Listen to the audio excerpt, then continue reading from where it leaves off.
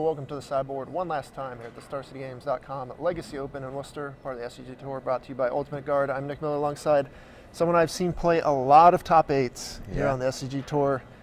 And now you've got a trophy. Congratulations, Eli Kassis. Thank you very much. 13 top eights, and now you have one of these. Finally, 1 out of 13.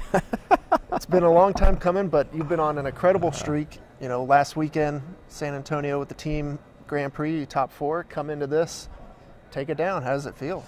Feels really good. Been having a lot of success. I would credit it to just playing with really good people. I mean, it was a team event at the GP, and my teammates Gerard and Ben Lundquist, and they were playing great. They really carried me some of the way, and I carried them some of the way. It was excellent. Today, a little piece of luck, I feel like. I had a really bad combo matchup.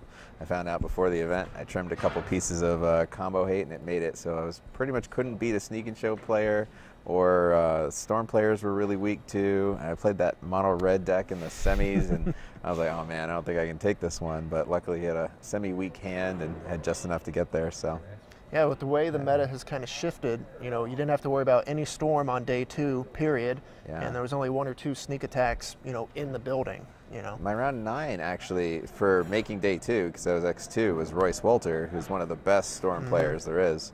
And I barely squeaked by him. It was lucky he turned one to rest me, took my counterbalance, and I was just sunk. And literally my top deck was counterbalance, and I was like, oh, sorry, Royce.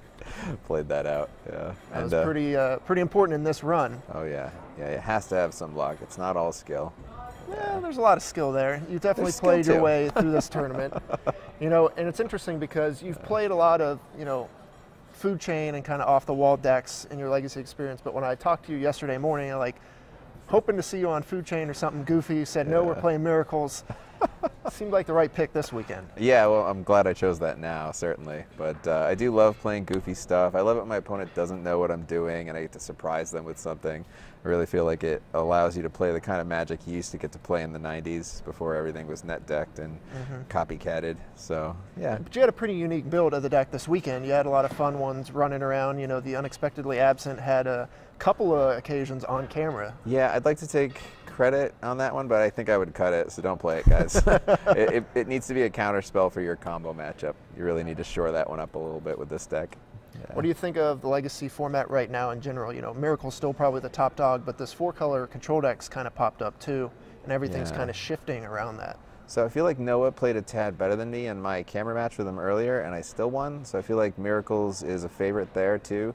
Miracles just seems to be the top dog, and then there's so many tier 1.5 decks. I feel like if they ban top, then it would really shake up the whole format in a positive way. I know I'm telling you guys to ban the deck I just won with, but yeah, I still think it needs to happen. And then from there, I'd like to see them take away something that other decks utilize but isn't broken. So I feel like if you took Daze away, Delver's really crippled. It doesn't necessarily have to be Daze, but that's like one suggestion. I would actually like Ancient Tomb to go too. Leads to some pretty messed up openings. Yeah, well, you would see so many brand new decks. The whole format would be split wide open with just 3 cards. And it's not like these are really expensive cards where people would just be crippled with value. And like you could try to make Miracles work with Standstill. How much fun would that be? The way it always used to be. I don't know. The Miracles matches take long enough as it is now. I don't think we need to introduce Standstill into that package. Well, it's a little different because you're not spending time topping and reorganizing. It's draw, go, draw, go, draw, go. Yeah. So it's not quite the same, but I hear your argument for sure. I feel I got to mention, though, you know, a lot of talk has been around Todd Stevens, Brendan DeCandio around the top of the SCG Tour leaderboard.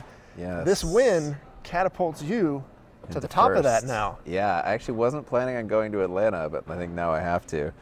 Just to stay ahead of the race. And it goes until the first Invitational in May, right? So there's not a lot of events between now and then. It's right in your sights. Plus there's another team open coming up in Louisville. You'll get to play some Legacy there if you'd like. And do you know it's team and then the points are the same, or are they slightly diminished for the team open? I'm not sure on the specifics, but there are points, so there are points to be had, that's for sure. Okay, well I got to get to planning some more trips. All right, well, 2, you know, classic wins you had already coming into this event. Now you got an open win. Yeah. Next thing you know, Invitational. Eli, congratulations. Thank you very much. Put on a great show this weekend. I'm going to send it back over to Matthias and Ryan one last time here in Worcester.